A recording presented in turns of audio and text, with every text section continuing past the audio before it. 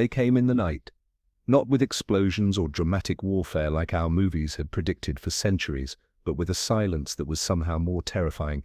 I remember waking up to find our world already conquered, the blue-green Etaxian flags hanging from every government building by sunrise. The peaceful integration, they called it.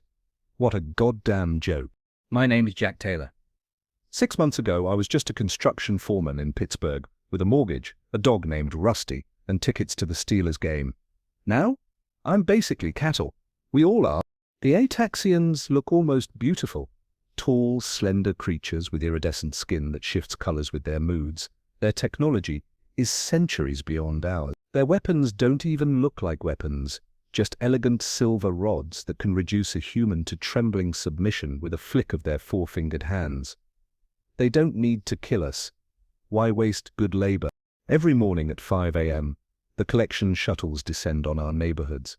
The sound still haunts me. A high-pitched whine that makes your teeth ache and your stomach turn. We line up like obedient schoolchildren, shoulder to shoulder with doctors, former CEOs and teenagers who should be worrying about prone, not extinction. You humans are remarkable, Commander Vex told us during the first address. His voice sounded like wind chimes and grinding metal. So adaptable, so eager to please. The perfect workforce for expansion. Your physical weakness is balanced by your durability. We work 16-hour shifts in the conversion plants, processing Earth's minerals into fuel for their fleet. The Ataxians can't tolerate our atmosphere for long periods, something about the nitrogen content, so they stay in their shimmeringly beautiful command ships, managing us through human collaborators. Traitors who traded humanity's freedom for extra rations and private quarters. I've always had this thing about me, a stubbornness my father called it, a pathological inability to stay down according to my ex-wife. When the other workers collapse from exhaustion, I keep going. When the guards increase quotas to impossible levels, I find ways to meet them. It's not heroism, it's spite, pure and simple. I refuse to give those shimmering bastards the satisfaction of breaking me. The Ataxians have noticed. Last week, Supervisor Mech pulled me aside after my shift. His skin rippled with curious yellows and blues. "Specimen. Taylor," he said, using their term for us. "You perform 38% above human average. Explain this anomaly." I shrugged. "Just built different, I guess." He studied me with those unnerving vertical pupils. "Perhaps you are. Report to Research Division tomorrow instead of your regular assignment." That night, whispers spread through the barracks.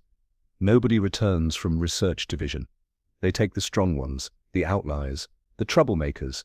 Some say for experiments, others say for food. The truth is probably worse than either. I lay on my thin mattress, listening to the muffled sobs of the man next to me who'd lost his daughter in last month's efficiency culling.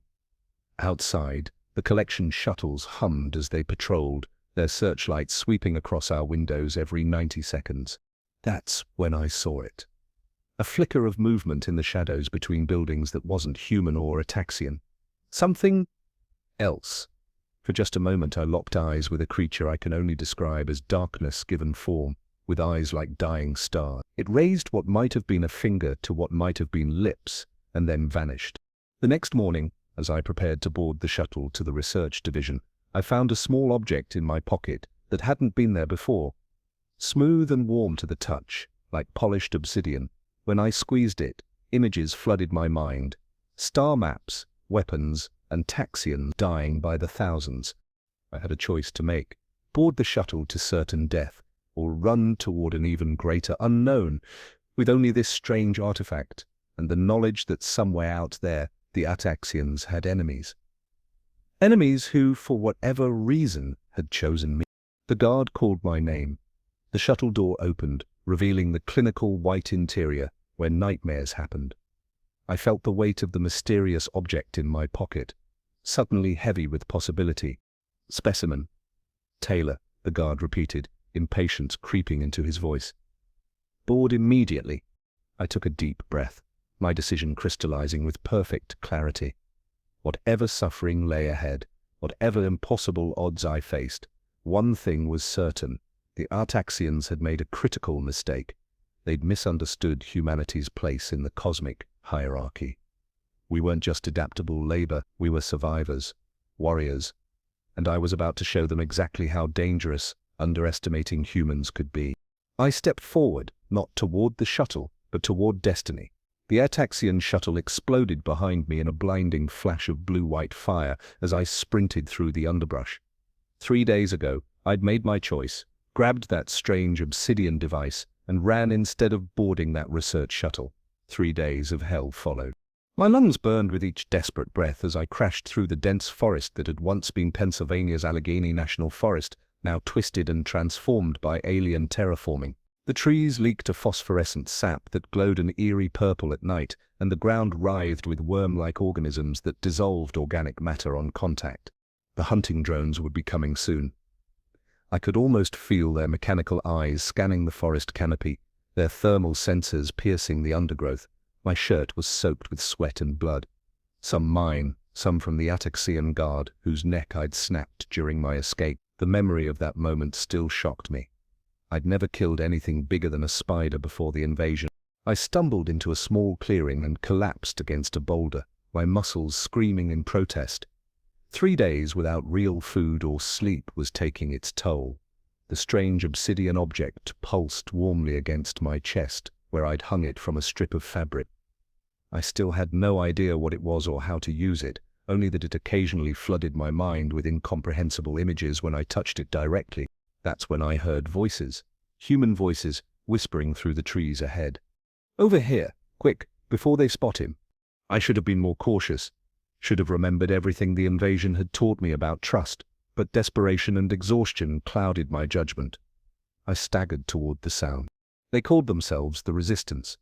12 survivors holed up in an abandoned mining complex, scraping by on stolen Ataxian supplies and dwindling hope. Their leader, Mike Dixon, a former Army Ranger with a face like weathered granite, greeted me with suspicious eyes but offered water and a place to rest. "The Ataxians are tearing apart the sector. Looking for you," he told me as I wolfed down my first real meal in days. "What the hell did you do to piss them off so badly?" I showed them the obsidian device.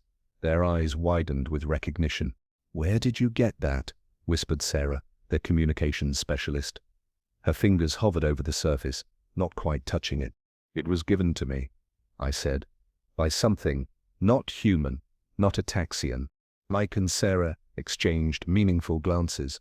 "The Vrex," Mike said finally. "We've had contact. They're fighting the Ataxians across 3 systems. They believe humans might be the key to turning the tide." For the first time since the invasion, I felt something dangerous kindle in my chest. Hope. The next 2 weeks were almost bearable. The Resistance taught me to fight, to move silently, to use stolen Ataxian weapons. We conducted small raids on supply convoys, gathering technology and intelligence. I learned the device was called a Nexus Key, a powerful tool that could interface with and potentially override Ataxian systems. The Vrex had apparently been distributing them to selected humans around the globe. During those weeks, I grew especially close to Sarah. She'd lost her entire family during the initial invasion, channeling her grief into a cold fury that matched my own. Late at night, huddled together for warmth in the damp tunnels, we'd whisper about a future after the Ataxians, though neither of us truly believed such a thing was possible. Then came the day everything fell apart. We'd planned our most ambitious raid yet, infiltrating an Ataxian conversion plant to steal a communication module that could potentially contact the Vrex directly. The plan was solid. Our intelligence was not. The Ataxians were waiting for us. Not just guards, but elites. Sleek predators with enhanced combat capabilities and specialized weaponry. They moved like liquid mercury, their bodies shifting and flowing around our attacks. "Fall back," Mike screamed, as 3 of our team were cut down in seconds. "It's a trap." I turned to retreat and found our exit blocked by more Ataxians. And standing among them, her face impassive, was Sarah. "I'm sorry, Jack," she said, but her voice held no remorse. "They have my brother. They said they'd free him if I delivered you and the Nexus Key." The betrayal hit harder than any physical blow. I actually stumbled backward, the blood draining from my face. "Sarah," "Specimen," Taylor, purred an Ataxian commander, stepping forward. "You've caused quite the inconvenience." "The Nexus Key, please." I looked around at my fallen comrades, at Sarah's empty eyes, at the gleaming aliens surrounding us. Mike lay wounded, his accusing gaze fixed on me. "You brought this on us," he gasped. In that moment, something inside me broke. With a roar that didn't sound human, I charged the commander, knowing it was suicide but beyond caring. The Nexus key burned against my chest, suddenly scalding hot. The commander raised his weapon almost lazily. The silver rod hummed to life, and unimaginable pain exploded through my body. Every nerve ending fired simultaneously as I collapsed to the ground, convulsing uncontrollably. Through tears of agony, I watched the commander approach and kneel beside me. He reached for the Nexus key, his iridescent fingers glowing with anticipation. "Such primitive creatures," he murmured. "Did you truly believe you could challenge us? That the Vrex would waste their resources on such weakness?" The commander's fingers closed around the Nexus key, and something unexpected happened. Instead of removing it, he pressed it harder against my chest, driving it into my skin. White-hot pain bloomed outward as the device seemed to melt into me, fusing with my flesh and bone. "A more efficient integration," the commander explained. "The Nexus key functions optimally when directly connected to a biological processor. You, specimen, Taylor, will serve as that processor." Through waves of agony, I understood the horrifying truth. I wasn't being killed. I was being converted into a living weapon, a human interface for Ataxian technology. And worse, I realized the Rex weren't here to save humanity. The images I'd seen weren't of Ataxians dying, they were of humans being transformed, just like I was now. The so-called resistance had been Ataxian collaborators all along, gathering those who'd received Nexus keys from the Rex. And the Rex themselves? Just another predatory species with their own agenda for Earth. As darkness claimed my consciousness, the last thing I saw was Sarah standing over me, a single tear tracking down her cheek. "The Nexus integration is complete," she reported to the commander. "Subject is ready for Phase 2. The depths of my betrayal, by allies, by hope itself, swallowed me whole as I sank into oblivion, the Nexus key pulsing inside my chest like a second heart, beating to an alien rhythm. I had nothing left. I was nothing left, just a vessel for powers I couldn't comprehend, a tool for forces beyond my understanding. The last of my humanity slipped away like water through desperate fingers. Consciousness returned in fragments. First pain, endless and electric, then memory, fractured but reassembling. Finally awareness, but not the kind I'd known before. I was strapped to a conversion table in an Ataxian research facility. Around me, their scientists moved with purposeful grace, their skin flickering with colors I suddenly realized carried meaning. Excitement, anxiety, fear. The Nexus key had integrated completely with my chest, a metallic starburst fused to my sternum that pulsed with blue-white energy. But something was wrong. I could feel their confusion, their mounting concern. "The human's neural pathways are rejecting standard protocols," one scientist reported, skin flashing alarmed crimson. "Nexus integration at 78. The commander from the ambush loomed over me, his vertical pupils narrowing. "Impossible. No species has ever rejected integration. What is different about this specimen? What was different about me?" The question echoed through my mind as I pretended to remain unconscious. My stubborn streak, my pathological inability to stay down. Suddenly, I understood the very quality the Ataxians had initially noticed in me. My relentless determination, my refusal to break, was now fighting the integration on a cellular level. My greatest weakness in the old world, the stubborn defiance that cost me jobs, relationships, opportunities, had become my greatest strength. More importantly, I realized I could feel the Nexus key's power flowing through me, but not controlling me.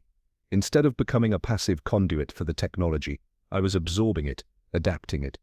The interface was working both ways. And with that connection came knowledge. Torrents of information flooded my consciousness. Ataxian language, technology, history, weaknesses. I saw their empire spanning 11 star systems, their relentless expansion driven by a desperate need for resources. I saw the Vrex, not enemies but unwitting pawns, their own civilization manipulated into serving as scouts for Ataxian conquest. Most crucially, I understood why humans were so valuable. Our adaptive biology, our resilience, Our stubborn refusal to submit, the very qualities the Ataxians mocked as weakness, made us the perfect vessels for their technology, not as mindless drones but as something far more precious, replacements. The Ataxians were dying. Their species was crumbling under a genetic disease that made each generation less viable than the last. They needed humans not just as labor, but as inheritors, biological vessels they could transfer their consciousness into before their original forms failed completely. A plan crystallized in my mind with supernatural clarity. I waited until the commander leaned closer, his curiosity overriding caution. "Why do you resist?" he asked.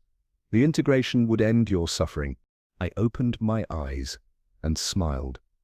Because suffering is what makes us human. The Nexus key erupted with energy. Every system in the facility responded to my sudden surge of will, lights flickering, doors sealing, alarm systems shrieking to life. The Artaxians scattered in panic, their synchronized movements dissolving into chaos. Only the commander stood his ground, drawing his weapon. "Remarkable," he said, a hint of admiration in his alien voice. "But futile," he fired. The energy beam that should have reduced me to quivering agony instead met a shield of blue light emanating from the Nexus key. I rose from the table, restraints falling away like tissue paper. "You misunderstood us from the beginning," I said, advancing toward him.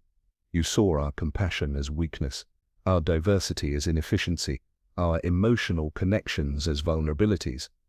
I gestured at the Nexus key embedded in my chest.